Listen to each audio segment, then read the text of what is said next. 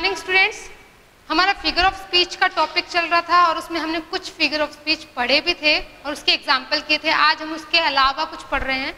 पहले तो हम यही पता करते हैं कि फिगर ऑफ स्पीच है क्या। जैसे कि लास्ट वीडियो में बताया गया था, ये ऑर्नामेंटल वर्ड्स हैं जो हमारे स्पीच को अट्रैक्टिव बनाते हैं। यानी कि वर्ड्स ऐसे यूज होते हैं कि वो उसका जो मीनिंग है, जो लिटरल मीनिंग से डिफरेंट मीनिंग देता है, जिसकी वजह से हमारी जो स्पीच है, जो हमारी राइटिंग है, वो क्या है, थोड़ी अट्रैक्टिव लगती है और उसमें जो रीडर है वो उसमें इंटरेस्ट लेने लगता है। तो आज जो हम पढ़ रहे हैं वो क्या पढ़ेंगे, हम पर्सोनिफिकेशन के बारे में पढ़ेंगे, यूफेमिज्म और ऑक्सीमोरन के बारे में। ऑक्सीमोरन के बारे में हमने लास्ट वीडियो में पढ़ा था, लेकिन आज हम फिर से इनसे कुछ ऐसे हमारे फिगर ऑफ स्पीच है जो आपस में थोड़ा थोड़ा क्या है, माइन्यूट साउंड में डिफरेंस है। तो पहले हम पर्सोनिफिकेशन की बात करते हैं। पर्सोनिफिकेशन जैसे कि आपको वर्ड ही सजेस्ट कर रहा है, इसका मतलब क्या है कि एक नॉन लिविंग थिंग का कंपैरिजन किसके साथ किया जा रहा है, लिविंग थिंग के साथ कंपैरिजन किया जाए। तो इसमें देखिए, when we put the qualities of a person in a non living thing, यानी कि एक पर्सन की क्वालिटी जब नॉन लिविंग थिंग में पुट की जाती है तब वहां पर क्या आता है, हमारा पर्सोनिफिकेशन आएगा। ठीक है, अब एग्जांपल देखते हैं। The fire swallowed the whole forest. अब स्वैलो निगलने का काम तो कोई ह्यूमन बीइंग है, यानी कि जो लिविंग थिंग है वही कर सकती है, लेकिन जो फायर है वो हमारी नॉन लिविंग थिंग है और उसका कंपैरिजन किसके साथ कर दिया, ह्यूमन के साथ कर दिया, पर्सन के साथ इसका कंपैरिजन कर दिया। यानी कि the fire swallowed the whole forest, यानी कि ये क्या बोल रहा है कि जो फायर है उसने पूरा का पूरा फॉरेस्ट क्या है, निगल लिया है। निगलने का काम तो पर्सन ही कर सकता है। तो यहाँ पर जो कंपेयर किया गया है, क्या बोला गया, कंपेयर मतलब कि क्या बोला गया है कि उसको जो नॉन लिविंग थिंग है उसमें किसकी क्वालिटी दर्शाई गई है, एक लिविंग थिंग की क्वालिटी, यानी कि एक पर्सन की क्वालिटी उसमें शो की गई थी। फायर की जो कंपैरिजन किया, यानी ये फायर किसके साथ बताया गया, एक फायर हमारी नॉन लिविंग थिंग है, लेकिन उसको बताया उसके जो प्रोसेस जो किया जा रहा है, जिससे कि उसने तबाह कर दिया, पूरे के पूरे फॉरेस्ट को जला के राख कर दिया, स्वैलो कर, यानी कि निगल दिया। तो उसमें जो वर्ड स्वैलो जो हमने किया वो क्या कर रहा है, एक जो लिविंग बीइंग जो काम करता है वैसे उसको फायर के साथ बता दिया कि फायर ने क्या है, पूरे के पूरे फॉरेस्ट को निगल लिया। तो यहाँ पर हमारा जो फिगर ऑफ स्पीच यूज हुआ वो है पर्सोनिफिकेशन। नेक्स्ट एग्जांपल लेते हैं। The stars were playing hide and seek with the clouds. अब बच्चे खेलते हैं, बड़े खेलते हैं, बच्चे ही तो खेलते हैं छुपम छुपाई, लेकिन यहाँ पर क्या कहा गया है, स्टार्स को कंपेयर कर दिया। स्टार्स को क्या है, किड्स की तरह मान लिया है कि जो स्टार्स हैं वो क्लाउड्स के साथ क्या कर रहे हैं, छुपम छुपाई खेल रहे हैं, हाइड एंड सीक खेल रहे हैं। तो यहाँ पर हमें डायरेक्ट पता चल रहा है कि जो स्टार्स हैं उसको पर्सन के, यानी कि उसमें जो क्वालिटीज बताई गई हैं वो किसकी बताई गई हैं, एक पर्सन की क्वालिटीज दर्शाई गई है। तो यहाँ पर भी हमारा पर्सोनिफिकेशन हुआ। फिर जो हमारा थर्ड एग्जाम्पल है वो क्या है, the whole town was sleeping. क्या कोई कस्बा, कोई टाउन है वो सो सकता है क्या? यहाँ पर कहने का मतलब है कि उस कस्बे में रहने वाले जो लोग हैं कि बिल्कुल सुनसान, जैसे कि लॉकडाउन में हुआ था, क्या हुआ था, कोई भी हमें चलता हुआ दिखाई नहीं दे रहा था, कुछ भी नहीं। अब तो फिर भी थोड़ी हलचल है। जब उस टाइम पर क्या था, बिल्कुल सब कुछ क्या है, खाली था, बिल्कुल कुछ नहीं दिख रहा था। तो उस टाइम हम कह सकते थे होल टाउन वाज स्लीपिंग। ठीक है, उस टाइम हमारा पूरा टाउन क्या है, सो रहा था। तो वहां पर जो फिगर ऑफ स्पीच यूज हुई है वो हमारी पर्सोनिफिकेशन यूज हुई है। वहां पर उस टाउन को हमने किसके साथ कंपेयर कर दिया, किसकी क्वालिटी शो कर दी, उस टाउन में हम एक पर्सन की क्वालिटी शो की। तो जैसे कि पर्सोनिफिकेशन का आपको पता चल गया होगा, जिसमें क्या होता है, जब हम किसी पर्सन की क्वालिटी किसी नॉन लिविंग थिंग में पुट करते हैं तब वहां पर पर्सोनिफिकेशन होता है। और एग्जांपल से हमने क्लियर भी कर लिया। अब आता है यूफेमिज्म। यूफेमिज्म क्या होता है, ऐसा बोलने के तरीके, यानी कि किसी की जैसे हम बोलते हैं मीठी मीठी बेइज्जती करना, ऐसी बात बोल देते हैं कि उसको उसकी इंसल्ट भी हो जाए और उसको बुरा भी ना लगे, यानी कि एक अच्छे तरीके से किसी की बेइज्जती करना, मीठी बेइज्जती जिसको बोलते हैं। तो way of speaking unpleasant things in a pleasant manner, यानी कि किसी बुरी बात को एक अच्छे तरीके से बोलना, वहां पर आपका यूफेमिज्म आता है। एग्जांपल देते हैं, who he could not make it. जब मान लो कोई बच्चा फेल हो जाता है, जब हम टेस्ट देते हैं, एंट्रेंस एग्जाम देते हैं किसी चीज का, कोई जॉब का टेस्ट देते हैं, वहां पर जब अपना रिजल्ट आप देखते हो तो वहां पर क्या आता है, नीचे लिखा होता है क्वालिफाइड और नॉट क्वालिफाइड। अगर वहां पर फेल्ड और पास लिखा हो तो थोड़ा सा अजीब लगता है, बहुत ज्यादा ही इंसल्टिंग लगता है। लेकिन वहां पर क्वालिफाइड और नॉट क्वालिफाइड लिखते हैं तो मतलब वो थोड़ा इतना बुरा नहीं लगता है। उसमें क्या है, इंसल्ट तो हुई है, बात तो अनप्लेजेंट थिंग ही गई है, बुरी बात ही गई है, लेकिन वो क्या है, प्लेजेंट वे में गई गई है। तो ये जो है he could not make it, that means वो फेल हो गया। ठीक है, फेल को हमने इस वे से बोल दिया है, he could not make it, यानी कि वो उस काम को नहीं कर सका, वो उसमें पास नहीं हो सका। तो उसको अगर हम ये बोलेंगे कि वो फेल हो गया तो उसको बुरा लग जाएगा। ठीक है, अब उसको बुरा भी ना लगे और हम अपनी बात भी कह दें, तो वो किस वजह से कहें he could not make it. फिर है हिज फादर पास्ड अवे, अगर हम इसको लिख दें हिज फादर डाइड, तब थोड़ा क्या अनप्लेजेंट सा लगेगा, ठीक है। लेकिन हम देखते हैं हिज फादर पास्ड अवे, वो थोड़ा सा चेंज हो गया है, थोड़ा सा स्लाइड सा चेंजिंग आ गया उसमें, इतना ज्यादा बुरा लगने वाला नहीं बताएंगे, हम किसी को बता रहे कि उसके फादर की डेथ हो गई है, तो वो हम इस वजह से बोलेंगे तो बहुत ज्यादा शॉकिंग होगा। अगर थोड़ा इस तरह से बताएंगे तो शॉकिंग तो होगा, थोड़ा बुरा तो लगता है, लेकिन वो इतना ज्यादा हमें क्या है नहीं दुख प्रकट कर पाएंगे एकदम से।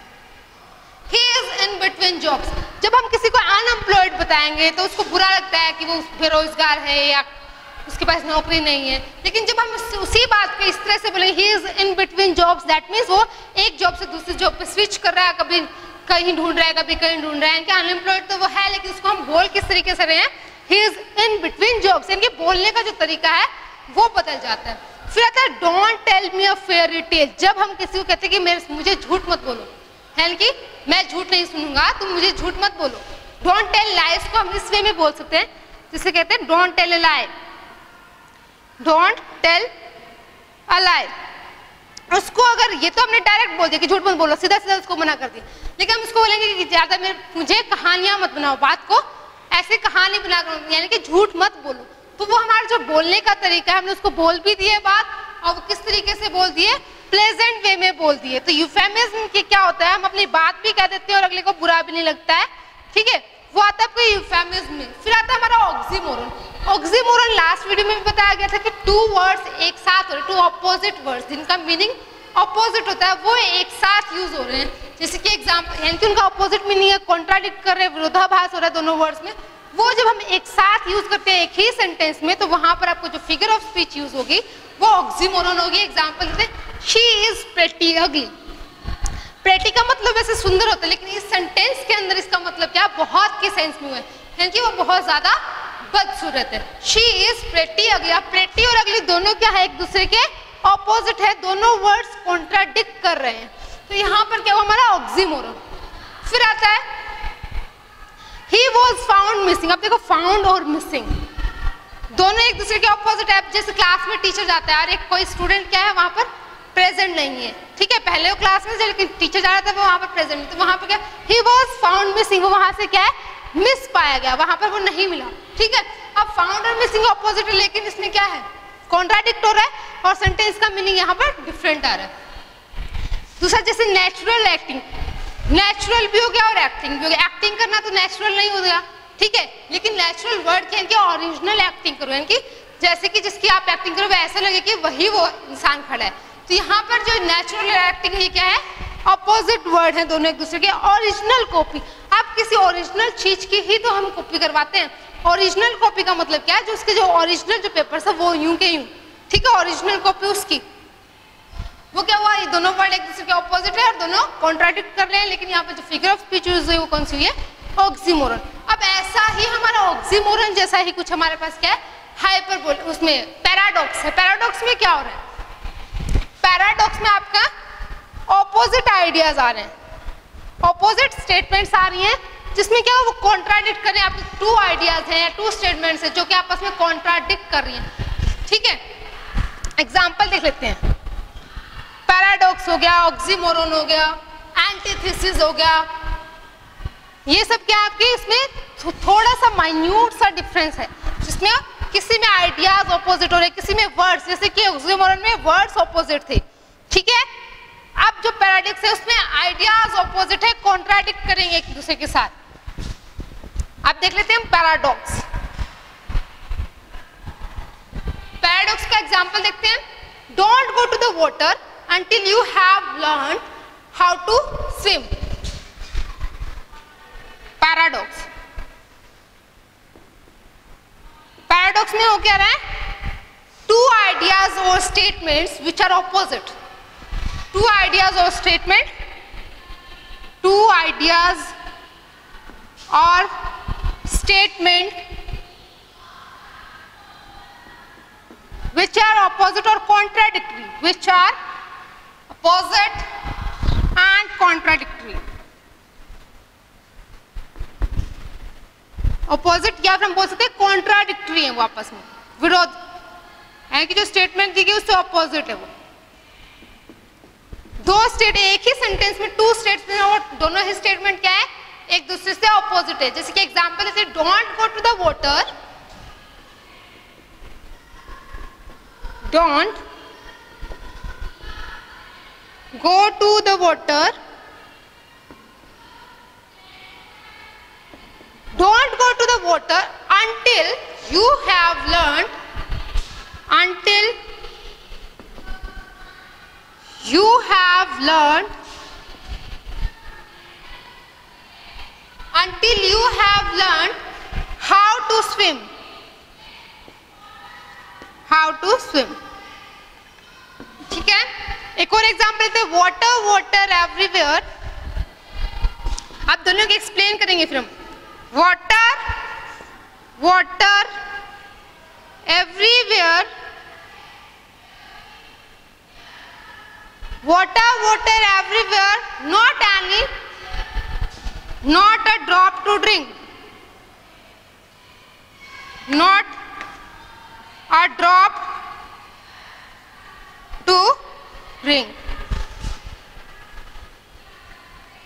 अब इन दोनों सेंटेंसेस में देखो टू स्टेटमेंट्स हमारी, और दोनों ही स्टेटमेंट एक दूसरे की ऑपोजिट है। जैसे कि फर्स्ट एग्जांपल है don't go to the water until you have learned how to swim. कह रहा है कि पानी के पास मत जाओ, कब तक, जब तक कि तुम पानी में तैरना नहीं सीखते। पानी में तैरना सीखेंगे कब, जब पानी में जाएंगे। अब पानी में जाएंगे ही नहीं तो सीखेंगे कैसे। तो ये दोनों स्टेटमेंट ही क्या है, ऑपोजिट होगी। उसने मना ही कर दी कि पानी में नहीं जाना है, और कब तक नहीं जाना है, जब तक कि तुम सीख नहीं लेते। और सीखेंगे कब, जब हम पानी में जाएंगे। तो दोनों स्टेटमेंट क्या है, एक दूसरे की कॉन्ट्राडिक्ट होगी। तो पैराडॉक्स फिगर ऑफ स्पीच यहाँ पर यूज होगा।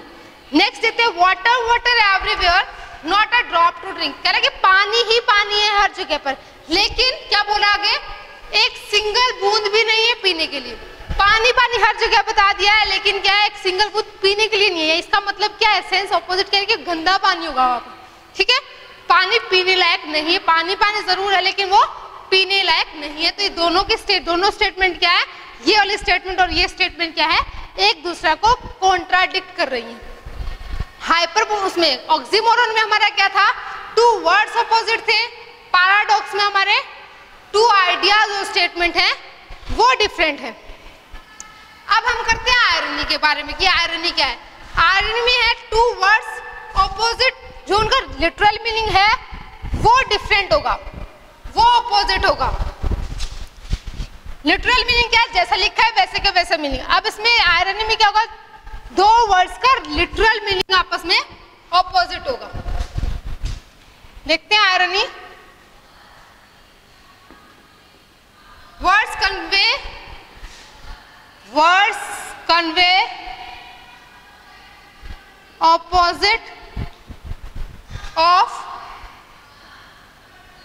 opposite of their literal meaning. Words convey opposite of their literal meaning, यानी कि शब्दों का जो लिटरल मीनिंग है उससे ऑपोजिट मीनिंग, लिटरल मीनिंग का ऑपोजिट मीनिंग शो करेंगे।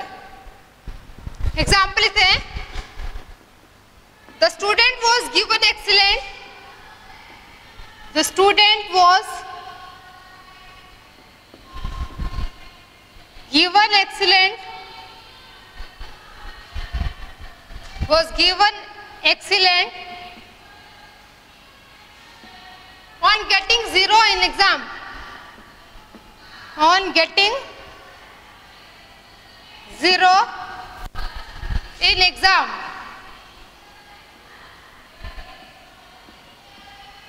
अब यहां पर देखो बच्चे को क्या दिया है, 0 आने पर एक्सीलेंट दिया है। यहाँ पर क्या है, कई बार टीचर वेरी पुअर की, वेरी पुअर तो डायरेक्ट हो गया है।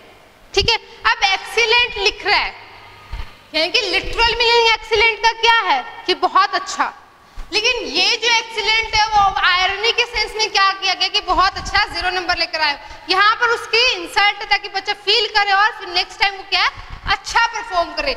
इसलिए ये जो एक्सीलेंट का जो हमारा लिटरल मीनिंग है उससे ऑपोजिट सेंस दे रहा है, और ऑपोजिट सेंस जहां पर देगा वहां पर क्या होगी, हमारी आयरनी यूज होगी। नेक्स्ट लिखते हैं, my kids are best friend.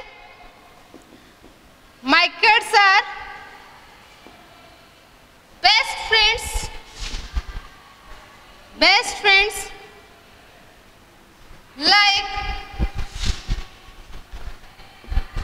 And dogs, cats and dogs. अब ये जो लिटरल मीनिंग है उसमें तो क्या है कि जो मेरे बच्चे हैं वो क्या है, एक दूसरे के कुत्ता बिल्ली की तरह बेस्ट फ्रेंड है। लेकिन जो इसका आयरनिकल जो सेंस में जो मीनिंग निकल रहा है वो क्या है, क्योंकि वो एक दूसरे के दुश्मन हैं। जैसे कि कुत्ता बिल्ली आपस में दुश्मन होते हैं, वैसे वो एक दूसरे के दुश्मन, क्या भाई कुत्ता बिल्ली की बनती देखिए क्या नहीं, तो वैसे ही उन बच्चों की भी आपस में नहीं बनती। तो यहाँ पे इसकी जो सेंस है लिटरल मीनिंग से ऑपोजिट हो गई। तो आयरनी आपको समझ आ गया होगा कि जो लिटरल मीनिंग है उससे ऑपोजिट जहां पर सेंस होती है, ठीक है। फिर आता है हमारा एंटीथेसिस। एंटी वर्ड से पता चल रहा है कि ऑपोजिट। अब यहाँ पे क्या, two opposite ideas in a sentence, in a two opposite ideas in a sentence in a contradictory effect. Two opposite ideas in a sentence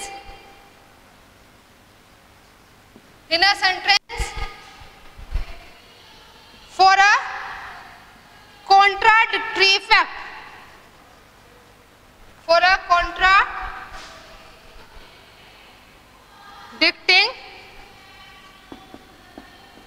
effect. यहां पे क्या कर रहा है, दो ऑपोजिट आइडियाज है एक सेंटेंस में और उनका जो प्रभाव पड़ रहा है वो क्या है, विपरीत प्रभाव पड़ रहा है। एग्जांपल देखते हैं, you are easy on eyes, you are easy on eyes and hard on heart, hard on heart. कई बार क्या होता है, कोई इंसान देखने में क्या लगता है, बहुत सीधा साधा लगता है, लेकिन वो दिल का कैसा होता है, कठोर होता है, बहुत कट्टर टाइप से होता है। लेकिन जैसा हमने देखा वैसा वो नहीं हुआ। इनके स्टेटमेंट क्या है, जो आइडियाज स्टेटमेंट में वो क्या है, एकदम कॉन्ट्राडिक्ट करे कि दिखने में बहुत ही सीधा साधा, लेकिन है कैसा, बहुत ही लड़ाकू झगड़ालू टाइप से, ठीक है, दिल से बहुत ज्यादा कट्टर टाइप से। दूसरा, speech is silver, speech is silver, silence is gold। यहां पर क्या बोला, बोलना जो जैसे कि हर कोई बोलता है, कहते हैं ना कि पेशेंस होना चाहिए, बोलने से ज्यादा जो सुनने वाला है उसकी इंपॉर्टेंस होती है।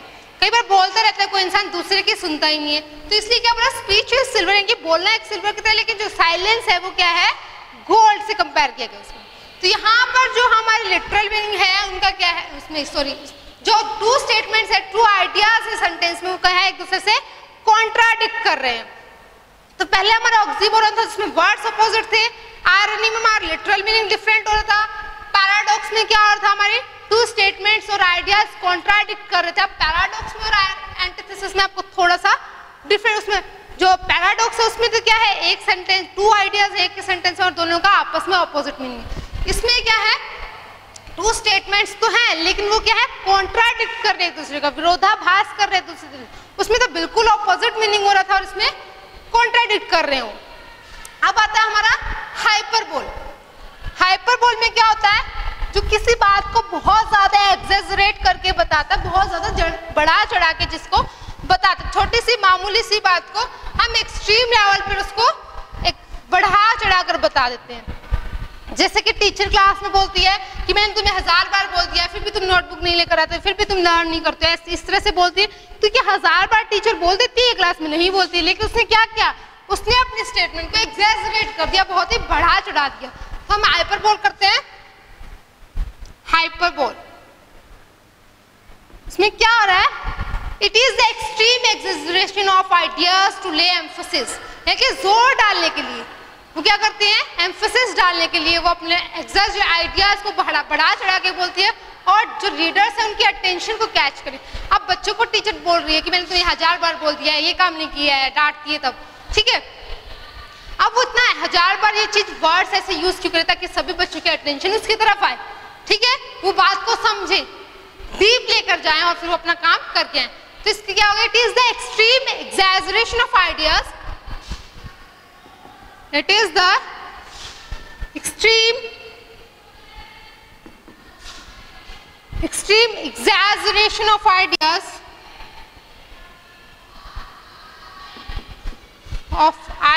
to lay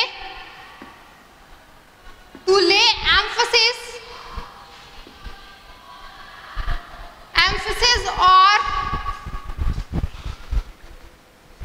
or catch readers attention, अब पढ़ेंगे रीडिंग है बुक, अगर इंटरेस्टिंग नहीं होगी, फिगर ऑफ स्पीच उसमें यूज नहीं होंगी, तो क्या है, कोई इंटरेस्ट पढ़ने वाला उसमें इतना ज्यादा इंटरेस्ट नहीं लेता है। तो जो हमारी फिगर ऑफ स्पीच है वो क्या, हमारे किसी भी टॉपिक को, किसी भी चीज को, किसी भी रीडिंग को हमारा इंटरेस्टिंग बनाया तो रीडर उसमें इंटरेस्ट लेने लगता है, रीडर्स अटेंशन। अब एग्जाम्पल लेते हैं, I have not met him since ages, I have not met him since ages। अब यहाँ पर जो सेंटेंस उसका अगर लिटरल मीनिंग देखा जाए तो वो क्या कर रहा है कि मैं उससे सदियों से नहीं मिला हूँ, लेकिन फिगर ऑफ स्पीच के सेंस में देखें तो क्या बोल रहा है कि मुझे काफी टाइम हो गया उससे मिले, क्योंकि मुझे बहुत ज्यादा टाइम हो गया। तो इसका मतलब ये थोड़ी कि सिंस एजेस, सदियों से तो वो खुद भी नहीं होगा, लेकिन उसका जो बोलने का सेंस है उसने क्या किया, उस बात को बहुत ज्यादा बढ़ा चढ़ाकर बोल दिया।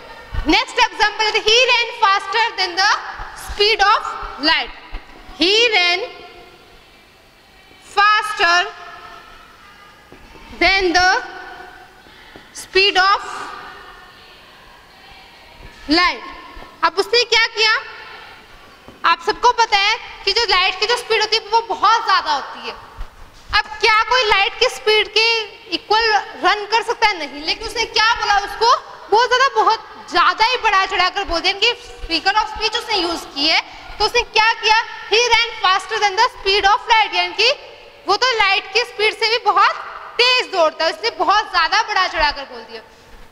अब आगे next example, I have told you million times, I have told you million times। क्या वो मिलियन बार उसको कुछ बता चुका होगा? नहीं, लेकिन उसने क्या किया, बहुत कह रहा है मैं बहुत बार तुम्हें बता चुका हूं। अब ये जो सारे एग्जाम्पल ये हमारे किसके हैं, हाइपरबोल के हैं। लास्ट एग्जाम्पल देती है, he is so tired that he is so tired that he could sleep for years, that he could sleep for years। वो क्या है, वो इतना ज्यादा थक गया कि वो सालों तक सो सकता है। अब क्या कोई सालों तक सो सकता है? जो हमारी स्लीप होती है तो लिमिटेड होती है। तो यहाँ पर क्या उसने बहुत ज्यादा उसको बढ़ा चढ़ा कर बोल दिया। अब हमने जो फिगर ऑफ स्पीच की है उसको हम अपनी रीडिंग में, जब हम पोएम रीड करेंगे, चैप्टर्स रीड करेंगे, तो वहां पर हम उनको देखेंगे क्या यहाँ पर वो यूज हो रही है। जहां पर यूज हो रहा है आप उसको अंडरलाइन करो और नोटबुक में मेंशन करो। अगर फिर भी कोई डाउट आता है तो आप कमेंट बॉक्स में मेंशन करके मुझसे पूछ सकते हैं। Thank you students.